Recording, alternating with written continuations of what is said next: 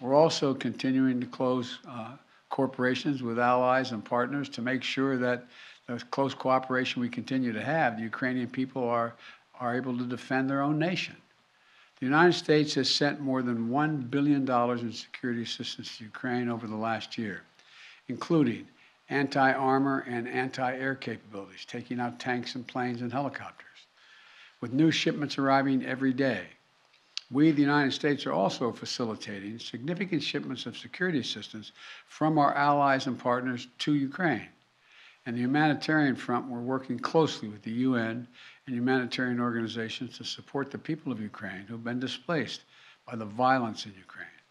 We're providing tens of thousands of tons of humanitarian supplies, food, water, medicines, coming via truck and train every single day.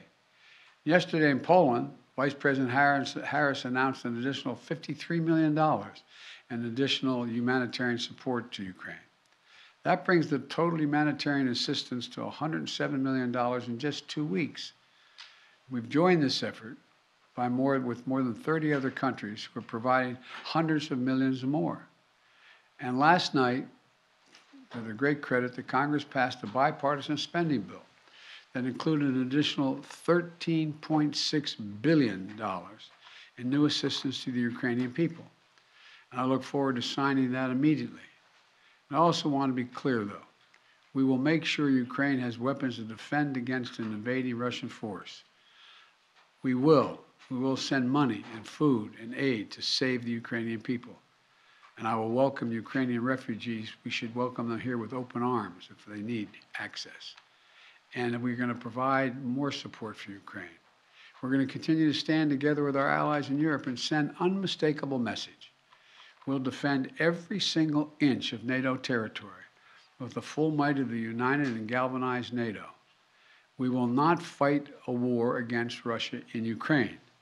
Direct confrontation between NATO and Russia is World War III, something we must strive to prevent.